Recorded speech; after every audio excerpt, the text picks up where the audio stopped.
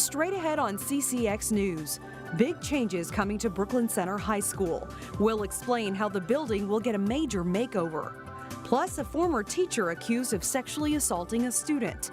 Maple Grove police say it's a crime that serves as a difficult reminder for all parents. And changes coming to Metro Transit buses. They are changes meant to protect bus drivers. CCX News starts right now. Hello everyone, and thanks for joining us. A big effort is underway to increase safety for Metro Transit bus drivers. In 2018, Metro Transit officials say that 3 drivers were victims of felony-level assaults. As Delane Cleveland reports, the buses will soon have a new tool to protect drivers from unruly passengers. Brooklyn Center's Metro Transit Center is one of the busiest boarding locations in the Metro Transit system. It connects passengers to 15 different routes. Transit is just such a good option to get people from A to B. Howie Padilla is a spokesman for Metro Transit. He says that last year, Metro Transit gave out more than 80 million rides. But during 3 of those rides, assaults on bus drivers occurred. I want to be very clear. One assault on any of our operators is one too many. To help prevent more assaults, Metro Transit plans to install protective barriers near the driver's seat on half of its 900 buses. It's my office for the day. Instead of being behind a desk, I'm out in the crowd. Marshall Freeman has driven Metro Transit buses for 25 years. He demonstrated how the new barriers work. So when it's fully open like this, it's just got a magnet on the back side here that it holds, so you can actually drive while it's open. But if they want it closed, all the driver has to do is sit in their seat and pull the barrier back. Get all nice and comfy, click it shut, and you're good to go. Each shield costs about $2,500. For me personally, I love those shields. Gives me a nice little safe barrier for those clientele that are sometimes a little bit rough on us. Freeman says he's never been assaulted while driving his bus, but with these barriers in place, he and his colleagues will at least have another layer of protection. I'm not sure that there's any way in the world that we could guarantee nothing's ever going to happen that will adversely affect our operators. We would love that. That's the way we want the world to be. What we can say is we're taking steps to mitigate the chances of that. Delane Cleveland, CCX News. Installation of the protective barriers will begin next month. A part of Highway 610 in Maple Grove reopened Thursday. It was closed for several hours after an early morning crash that turned out to be fatal. It happened on westbound 610 at Hemlock Lane. The State Patrol says the driver hit the bridge abutment, causing his vehicle to burst into flames. Authorities say that vehicle was the only one involved. The driver died at the scene. The State Patrol identified the person killed as 19-year-old Christian Schmidt of Dayton. A Maple Grove man who is also a former teacher is charged with having sex with one of his teenage students. Daniel Laskowski made his first court appearance on Thursday. He's charged with 2 counts of criminal sexual conduct and 2 counts of using a minor to make pornographic videos. As Sonia Goins reports, Maple Grove police are checking to see if there are more victims. Shannon, the boy and his mom, filed a report with the Maple Grove Police Department late Friday night. Investigators say Laskowski, over time, groomed the teen. Daniel Laskowski taught social studies at Columbia Academy in Columbia Heights. He was the alleged victim's 6th grade teacher and football coach. The male victim looked up to this adult as a father figure. According to the criminal complaint, in the fall of 2017, the boy's mom discovered her 15-year-old son had been to his home without her knowledge and was given alcohol. You know, we trust and hold teachers and coaches to a high regard. Then last summer, court documents say Laskowski reached out to the teen using Snapchat, and they started spending more time at his home. During one of those visits, the Maple Grove resident told the victim he could make a lot of money if he was willing to make a pornographic video. The boy agreed, and Laskowski performed a sex act on the teen using his cell phone to record. I was actually at a loss for words. It's a very sensitive, disturbing, and it's a horrific criminal act that this victim went through. The suspect in this case that was clearly in a position of authority took advantage of this young juvenile male. Later, the Maple Grove resident convinced the boy to make another video, and then he tried to get the boy to make a 3rd video. But this time, the teen and his mom contacted police. The detective was able to meet up with the family and work with the family to gather the evidence that we needed. Authorities are now investigating to see if there are any other victims. Communication is so important, asking about their day, who they're involved with, and even as they get older, it may not seem like they want you involved in their life, but just be very involved as a parent. Laskowski's bail was set at $300,000 with conditions and $500,000 without. He's due back in court February 14th. You're asked to call the Maple Grove Police if you have any information on this case. The Hennepin County Attorney's Office has cleared a sheriff's deputy involved in the shooting of a man in Crystal. The incident occurred last May at a home in the 3600 block of Colorado Avenue North. Deputies were there to serve an order for protection after an alleged incident of domestic violence involving the man's girlfriend. The man was holed up in a small bathroom armed with a Black Ops tactical knife. Negotiations went on for 3 hours, but police say the man refused to come out or to drop his knife. Officers tried non-lethal force before the sheriff's deputy fired his weapon, shooting the man in the stomach. The man did survive. A Brooklyn Center high school and middle school construction project started off with a bang on Thursday. Officials took sledgehammers to one of the walls that will be torn down as part of an extensive remodel of the school.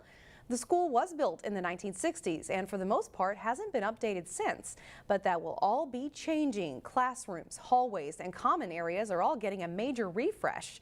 The renovation includes new technology in the science labs and new common areas for middle and high school students. The project extends throughout the building, and that means some shuffling around for students.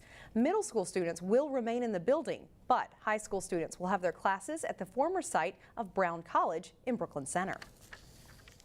It's a huge deal for us. We're beyond excited. There's been a lot of planning that's gone into this. Mr. Frazier, our middle and high school principal, and his team have done so much work. The project will be a long one too. It's scheduled to go on throughout the end of the next school year. Drivers in Plymouth got their first look at plans for a new bridge to replace County Road 9 or the Rockford Road Bridge over I-494. The new plans hope to alleviate congestion in that area and cut down on crashes. There will be dual left turn lanes getting on ramps in both directions and dual right turn lanes on the exit ramp, so there's no backing up on the freeway. There will also be a trail on the north and south sides of the bridge for pedestrians and bikers. All changes that will accommodate Plymouth's growth better than the current bridge, which was built in 1965. It's just time to refresh that, make sure people can get to our businesses quickly, make sure commerce can function, and most of all, just minimize that frustration for our residents and improve safety, avoid those crashes.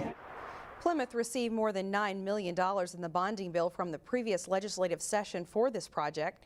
The goal is to start on the bridge in May of this year and be finished up by the fall. Today at Hennepin Technical College in Brooklyn Park, students followed an example of service, one set by Dr. Martin Luther King Jr. Thursday was the 4th annual day of service at Hennepin Tech. Students organized the event, bringing in speakers, putting together a meal, and packing welcome bags for new Brooklyn Park residents. It's really designed to introduce our students and our community to the fact that the Martin Luther King Day is not a day off but a day on. So we really encourage the students to look at it as an opportunity to give back. Students from Robbinsdale Middle School also took part in the festivities.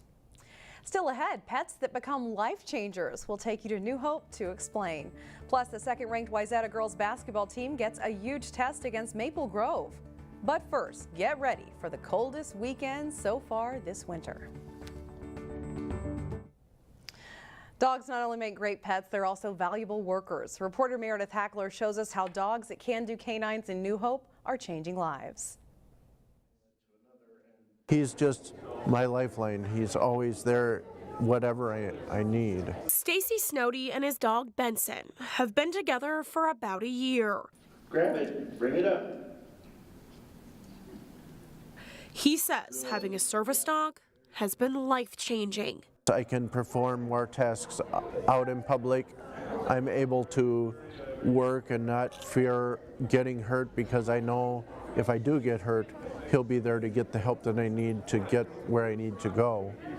and he alerts people. Stacy received a service dog through Can Do Canines, a New Hope nonprofit that's been changing lives for 30 years. We provide these dogs free of charge to the people who need them. And we can only do that because people support the work that we do with contributions. So that's an absolutely critical part of what we do. The dogs are trained from the time they're puppies. The organization provides service dogs in 5 areas of expertise. Yes! Each is trained specifically in the area they excel. They change people's lives, they save people's lives on a daily basis.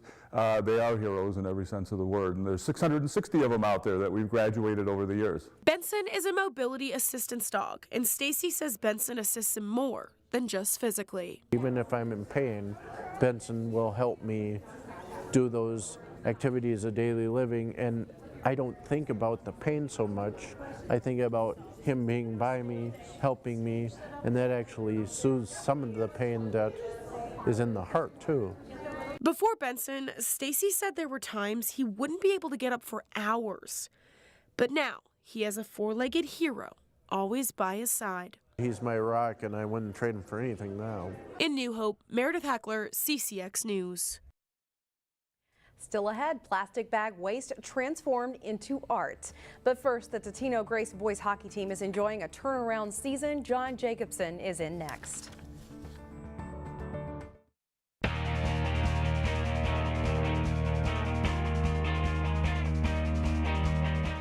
The Wayzata girls basketball team is ranked 2nd in Class 4A, and the Trojans haven't been tested that much so far. They got a very big challenge Wednesday night as they hosted Maple Grove. The visiting Crimson start fast. Abby Schulte drives in for the layup and an 8-2 lead. Schulte scores 14 points in the game. Then freshman Ari Gordon nails a step-back 3 as Maple Grove plays very well early to grab a 13-3 lead. Wayzata doesn't panic, though. Callie Tyson on the up-and-under move scores 16 points in the game. Wayzata leads by 2 at halftime. Maple Grove stays in it to the end. Schulte regains control and finds Jordan Lamker for 3 of her 15 points, and it's tied 35-all. Wayzata goes inside to Jenna Johnson for 2. The sophomore nets 13, and Wayzata's back in front 41-40. Maple Grove goes inside to Lamker for the hoop. The Crimson take the lead back with 2:40 to play. But they don't score again, and Wayzata makes some key plays. Tyson in heavy traffic gets it to go on the second try. Wayzata takes the lead for good with just under 1 minute to play. The Trojans are now 15-0 after surviving a 49-44 win. The Totino Grace boys hockey team is shooting for a conference title this winter. Here's Jay Wilcox with more on the Eagles. It's been a great season so far for the Totino Grace boys hockey team.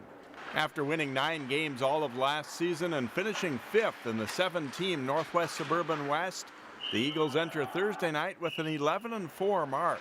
I feel like it's a big turnaround from last year. I know last year we weren't doing as hot as we are this year. It's a nice thing to see. I don't know, we run some new drills, new systems, just kind of a different atmosphere, and that's fun, so everyone's enjoying it. Yeah, we try to keep the pace up at practice. We got a lot of team speed, and the more we can push that pace in practice, the better off we've been in the games. Had a lot of success just using our speed. Grace finished 2nd to a strong team from Milwaukee in their division of the Schwann Cup tournament over the holiday break. It was a good learning experience. That was fun. We kind of came together just on Christmas break and stuff, just being able to play with the boys and stuff. And we went against a really good Milwaukee team and played our best.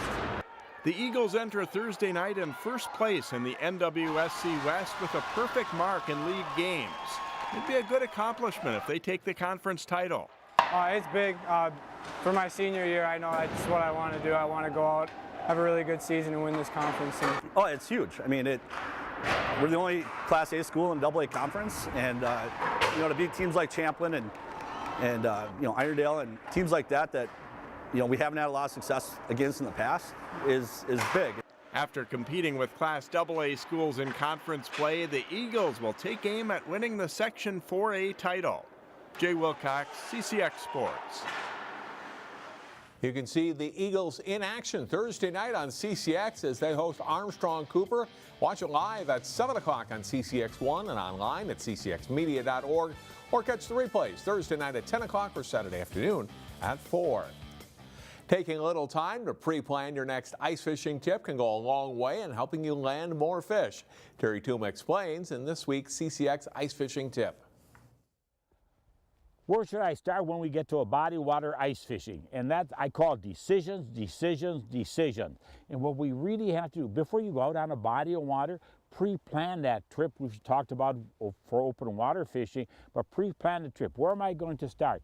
Don't be one of those anglers that drive out on the ice and then they point and they end up where everybody else is. And then, you know, when you're trying to find these spots, always consider the seasonal movements. What are seasonal movements in the wintertime? First ice, mid ice, and late ice.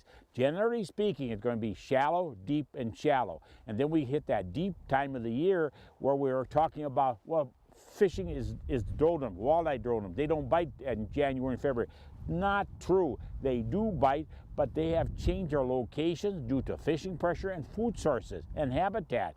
And they're going to find different spots. Take a look at secondary locations. Different times of the day or the night are going to be very, very applicable for us to consider.